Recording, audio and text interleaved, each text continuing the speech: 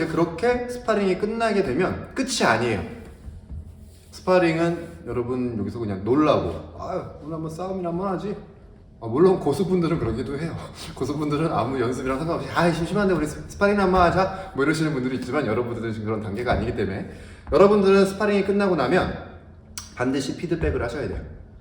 여러분이 스파링을 하면 정말 많은 관원들이 구경을 합니다. 재밌으니까 막 봐요. 그리고 이제 관장님들이나 코치님들은 당연히 보시겠죠. 또 알려드려야 되니까. 그리고 제일 좋은 건 여러분이 요즘엔 체육관에 아예 이렇게 카메라를 놓을 수 있게 만들어 놓은 곳도 있어요. 그러니까 핸드폰을. 그렇게 하시거나 아니면 옆에 관원분들한테 부탁해서 찍어달라고. 그래서 여러분들이 스파링 하는 걸 찍어 놓으세요. 그게 제일 좋아요. 그래서 여러분들이 스파링 한 내용을 보셔야 됩니다. 그리고 심지어 보통 고수분들이 옆에 앉으셔가지고 안 좋은 점, 뭐 이럴 땐 이렇게 써야 된다. 이런 거 고쳐야 된다. 말씀 엄청 많이 해주실 거예요.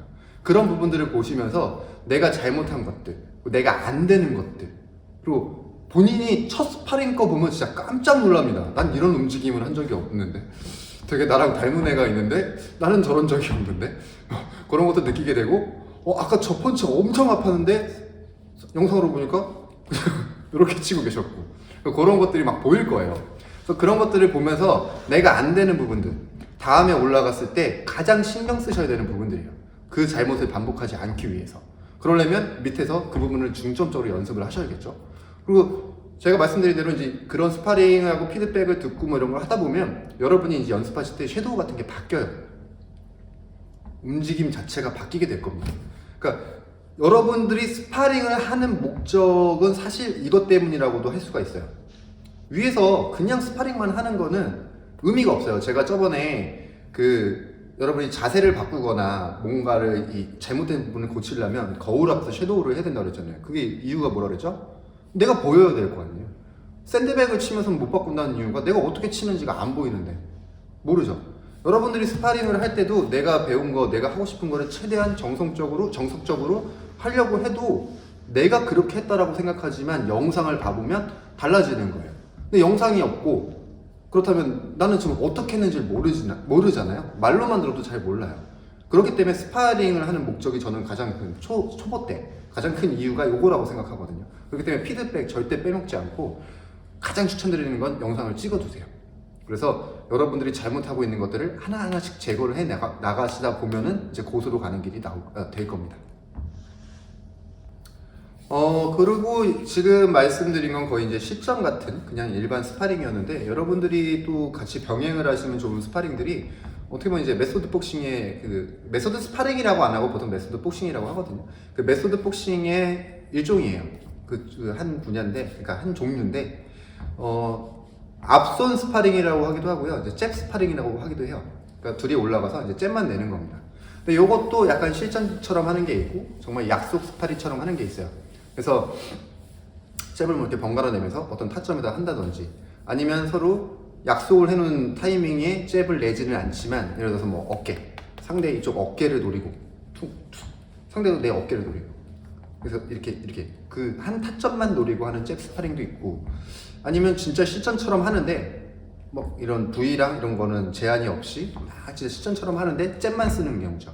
그러니까 앞손 스파링, 잽 스파링이라고도 하는데 요거는 뭐 여러 가지 이유가 있어요. 여러 가지 효과가 있죠. 일단은 초보분들 링에 올라가서 막 훅이랑 어퍼까지 다 섞고 막 원투 다 섞고 이러면 정신 없어요. 균형도 못 잡고 지금 걷지도 못하고 있는데 긴장되고. 근데 이제 그런 공포감을 조금 더 덜어줄 수 있는, 그러니까 처음부터 일단 잽밖에 안 하니까. 잽은 제가 말씀드렸다시피 파괴력이 강한 펀치는 아니거든요. 그렇기 때문에 잽으로 하면 스파링에 대한 공포도 조금 덜어질 수도 있고, 그리고 이제 가볍게 잽으로 내기 때문에 여러분들이 이제 움직이고, 이제 링에서 상대가 있을 때 움직이면서 내가 이제 펀치를 내는 그 기본적인 균형감이라든지 밸런스 이런 것들을 다 또 익히실 수가 있는 부분이고요. 그 다음에 뭐 가장 중요한 잽이 왜 보통 많이 쓰인다고 했죠? 처음에 아마 기억 못 하시겠죠? 너무 많은 내용을 했기 때문에.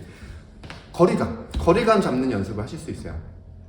만약에 뭐 원투까지 나오는 스파링을 하고 있다 그러면 스트레이트 맞으면 너무 아픈데 거리감 내가 익히고 싶다고 해서 들어갔다 맞을 수도 있고. 근데 잽은 좀 부담이 없잖아요. 잽은 여러분들이 맞아도 그렇게 큰 타격이 오는 펀치가 아니기 때문에 상대랑 거리, 이쯤 들어가면 맞네, 이게 내가 잽이 가는 사거리구나, 이런 것들을 익히실 수 있고, 그냥 눈으로 보면서도 상대와 나의 거리를 측정해 볼 수 있는 그런 능력을 키울 수도 있고요. 가장 중요한, 여러분은 이제 14온스 글러브 내고 잽 한번 내보세요. 한 1라운드 처음 하실 때 1라운드 지나고 2라운드 지나면 이거 못 올릴걸요? 여기 내려가 있어요. 생각보다 이 체력도 필요합니다. 잽을 낼 수 있는 체력도 필요해요. 그 잽을 많이 내는 거. 어떤 체육관은 일부러 오른팔 묶어놓고 하는 것도 있잖아요. 만화책도 많이 나오죠. 샌드백도 오른팔 묶어놓고 잽만 치게 하는 거. 그만큼 왼손으로 내는 게 중요하기 때문에 그 왼손 스파링 하는 거, 앞손 스파링, 잽 스파링 하는 거 상당히 중요한 거니까 해보시면 상당히 좋아요. 정말 공포감도 없고요. 그냥 이건 지나가는 말로 그냥 잽 스파링 한번 하자, 앞손으로만 하자, 이렇게 하셔도 상대분도 그냥 흔쾌히 공포감 없이 부담 없이 받아들일 수 있는 부분이기 때문에 이것도 꼭 해보시면 좋을 것 같아요. 네, 그리고 요거랑 비슷하게, 근데 요건 약간 더 이제 상급자 분들이 많이 하시는, 이제 고수분들이 좀 많이 연습하시는 건데, 바디 스파링도 있어요. 그러니까 바디를 주로 치는 거죠. 그러니까 바디 스파링을 한다고 해서 서로 바디만 노리고 이렇게 들어가진 않아요.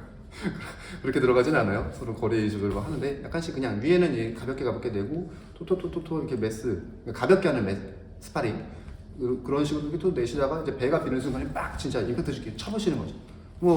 서로 복부 단련도 되고요. 제가 말씀드렸잖아요, 저번에 그 배는 맞을수록 좀 단련이 돼요. 그러니까 안에 들어오는 충격을 참아내는 능력이 키워지거든요. 물론 간장이랑 명치는 안 됩니다. 그런 것들을 키울 수도 있고, 딱 그 타이밍에 바디를 노릴 수 있는 것도 있고, 아니면 아예 약속을 해서 둘이 코너 근처에 묶여가지고 아예 이렇게 바디만 치는 것도 할 수는 있어요.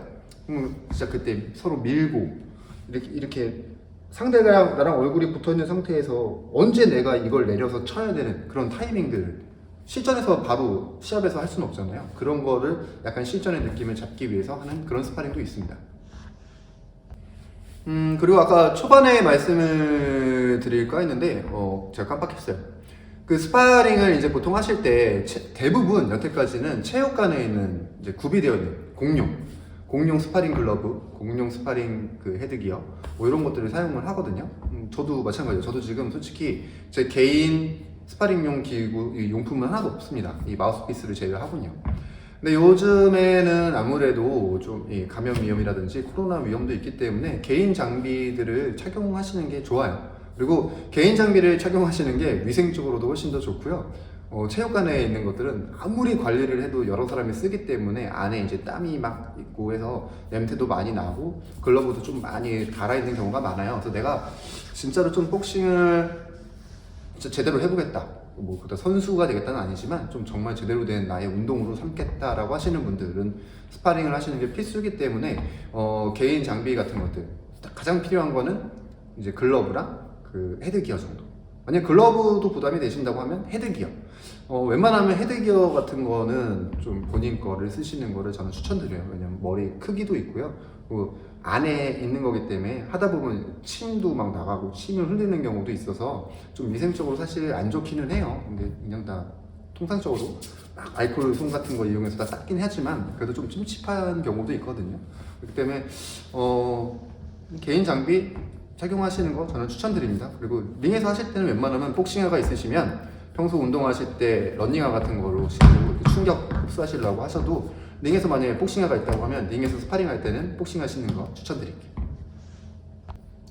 네, 이렇게 간단하게 하려고 했는데 또 길어졌습니다. 이번 강의는 계속 그러네요. 그래서 스파링에 대한 얘기를 좀 해봤고요. 사실 스파링을 하기 위한 과정이었다고 보셔도 무방해요, 사실은. 어차피 저희가 배운 것들을 연습을 하려면 스파링을 반드시 거쳐야 되는 과정입니다. 여러분이 실력이 향상이 되고 싶으시면 반드시 거쳐야 돼요. 스파링을 한 번도 안 해보고 복싱만 몇 년 하셨다 하고 아무것도 그냥 건강해지신 거예요. 그냥 동작만 가르쳐 드릴 수 있는 그 정도가 됐다라고 말을 할 수 있을 정도로 스파링은 상당히 중요한 부분이기 때문에 너무 두려워하지 마시고, 초반에 너무 진짜 무서울 거거든요. 근데 초반에 고수분들이 다 맞춰주면서 하실 거니까 너무 걱정하지 마시고요. 이렇게 배 맞고 하는 고통은 처음에 너무 힘들고 하지만 그것도 참아지고 이겨내는 게 또 복싱입니다. 그렇기 때문에 스파링 꽤 많이 하시는 거 추천을 드려요. 그 스파링은 진짜 힘들거든요. 여러분들이 막 샌드백 몇 라운드 치고 막 운동 다 하시는 것보다 진짜 스파링 한 3라운드 하는 게 운동량이 훨씬 더 크고 진짜 힘들어요.